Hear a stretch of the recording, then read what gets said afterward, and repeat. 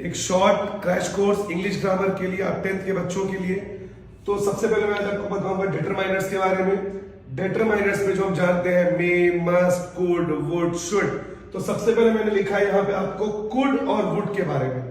Could past possibility जो हो सकता था, वुड फ्यूचर पॉसिबिलिटी जो हो सकता है। Example, I could have been a better swimmer, मुझे तैरना नहीं आता तो मेरे को एक रिग्रेट है कि मैं बचपन में अच्छा स्विमर हो सकता था। We could have opted for a thriller movie, हमने कोई मूवी देख ली, हमको पसंद नहीं आया, हम कोई थ्रिलर मूवी देख सकते थे। तो कुड हमेशा याद रखिएगा पास्ट, पास्ट में आप क्या कर सकते थे। आई could have gone for other subject, I could have become a cricketer, ऐसा पॉसिबिलिटी जो बचपन में या पास्ट में हो सकता था। वुड फ्यूचर पॉसिबिलिटी, फ्यूचर में क्या हो सकता है। Example, they would like to have some chicken for dinner, उन्हें डिनर के लिए कुछ चिकन पसंद हो सकता है। I would like to become a film star, मैं फिल्म स्टार फ्यूचर में बनना पसंद करूंगा। तो वुड फ्यूचर में क्या हो सकता है, कुड पास्ट में क्या हो सकता है। इसके बाद अब देखिए मैंने सम लिखा हुआ है। सम एक्चुअल में काउंटिंग और नॉन काउंटिंग दोनों के लिए लगता है। जैसे give me some sugar, sugar को काउंट तो नहीं कर सकते। Give me some money, money को तो काउंट कर सकते हैं। यानी सम काउंटिंग और नॉन काउंटिंग दोनों के लिए ही यूज होगा। जनरली सम यूज होता है रिक्वेस्ट के लिए। Kindly lend me some money, मुझे कुछ पैसे दीजिए, कोई पैसा मांगने आएगा, मुझे ढेर सारा पैसा दो, kindly give me more money, ऐसा नहीं होता। रिक्वेस्ट करना पड़ता है, kindly lend me some money, give me some water. या here you are requesting, water को हम काउंट नहीं कर सकते, मनी को काउंट कर सकते हैं, पर दोनों में ही सम लग रहा है। जनरली सम एक रिक्वेस्ट के लिए यूज होता है। ठीक है बच्चों, तो ये है डिटरमाइनर्स। तो फिर से आ गया मैं डिटरमाइनर्स को लेके। अगला डिटरमाइनर है बच्चों एनी। एनी के आगे देखिए मैंने लिखा नेगेटिव सेंटेंस। एनी हमेशा नेगेटिव सेंटेंस के लिए लगता है। जैसे I don't have any money, मेरे पास कोई पैसे नहीं है। ठीक है, अगर यहां पे मैं डोंट को हटा दूं बच्चों, अगर मैं इस डोंट को हटा दूं, I have any money, sentence गलत हो जाएगा। तब होगा आई हैव सम मनी। तो याद रखिएगा बच्चों, अगर सेंटेंस नेगेटिव है तो नेगेटिव में क्या लग जाएगा, any.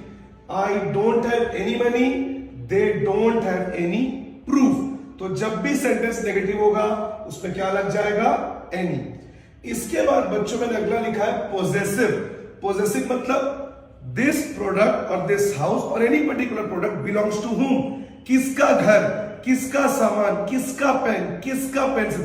Possessive means it tells you the product और a particular thing belongs to whom. Mine, your, our, theirs, mine, all these comes under the category of possessive. This is my pen, मेरा pen. लेकिन यही my जब ऐसे हो जाएगा this pen is mine, यानी object अगर लास्ट में है तो my pen, लेकिन अगर ऑब्जेक्ट पहले आ गया तो this pen is mine. This is my marker, this marker is mine. This is our house, this house is ours. This yacht is theirs, this yacht belongs to them. यानी sentence के according theirs और them भी possessive noun है। ये yacht उनका है, ये yacht उनको बिलोंग करता है। तो अब देखिए theirs भी पॉजेसिव है, them भी पॉजेसिव है। Their pen, this house is theirs, this is their house। ठीक है बच्चों, तो ये एक और पार्ट हो गया डिटरमाइनर्स का। तो बच्चों ये अगला पार्ट है डिटरमाइनर्स का। मे और माइट, मे लेस पॉसिबिलिटी, जिसके होने के चांसेस कम है। माइट मोर पॉसिबिलिटी, जिसके होने के चांसेस ज्यादा है। इट मे रेन टुमारो, कल बारिश होने के चांसेस कम है। There might be a hailstorm approaching towards us. Hailstorm मतलब ओलावृष्टि, वो जो बर्फ गिरता है पानी के साथ, उसको हेलस्टॉर्म कहते हैं, हेलस्टॉर्म कहते हैं। तो there might be a hailstorm मतलब आंधी वाली बारिश, ओलावृष्टि होने के चांसेस ज्यादा है। तो अगर चांसेस ज्यादा है तो माइट, चांसेस कम है तो मे।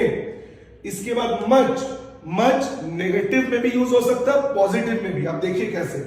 और मच नॉन काउंटिंग, जिसको हम काउंट नहीं कर सकते वहां पे यूज हो रहा है। देखिए, there is not much scope for film here, मतलब यहां पे मूवी शूट होने के चांसेस नहीं है। नॉट मच स्कोप, ज्यादा स्कोप नहीं है। अब स्कोप यानी चांस को तो, जो स्कोप है, पॉसिबिलिटी, उसको तो काउंट नहीं किया जा सकता। There is too much of noise, यहां पे देखिए नेगेटिव, लेकिन यहां पे देखिए positive. There is too much of noise, तो नाउ सॉरी, नॉइज को तो काउंट नहीं कर सकते, इसीलिए much. The food is too much spicy, जो स्पाइस का कंटेंट है, जो तीखेपन का, मसाले का कंटेंट है, उसको काउंट नहीं किया जा सकता। The food is too much spicy. There is not much horror in the movie, movie में ज्यादा हॉरर नहीं है, जिसको काउंट कर सकते उसमें मैनी लगता है। Many boys are playing in the ground, much boys are playing, it's a wrong sentence. Many boys are playing in the ground, इसको याद रखिएगा। नॉन काउंटिंग में हम क्या लगाएंगे? मच, ठीक है, ओके। तो बच्चों मैं आ गया हूं नेक्स्ट पार्ट लेके, शुड और मस्ट, ये भी डिटरमाइनर्स में आता है। शुड एक सजेशन है, आप किसी को सजेस्ट करते हैं, सुझाव देते हैं कि आपको ये करना चाहिए, जैसे यू शुड वर्क हार्ड, आप किसी को सजेस्ट कर रहे हो। मस्ट एक ऑर्डर है जो आपको फुलफिल करना है, आपको पूरा करना है, commitment. They must deliver the order, उन्हें ऑर्डर को पूरा करना ही पड़ेगा। We should never like, it's a suggestion कि हमें झूठ नहीं बोलना चाहिए। Order, the ministers must follow the security protocol, जब मिनिस्टर्स आएंगे उनको सिक्योरिटी प्रोटोकॉल को फॉलो करना पड़ेगा, kind of rules and regulations. Order जो आपको पूरा करना ही पड़ेगा, और शुड एक तरह का सजेशन है।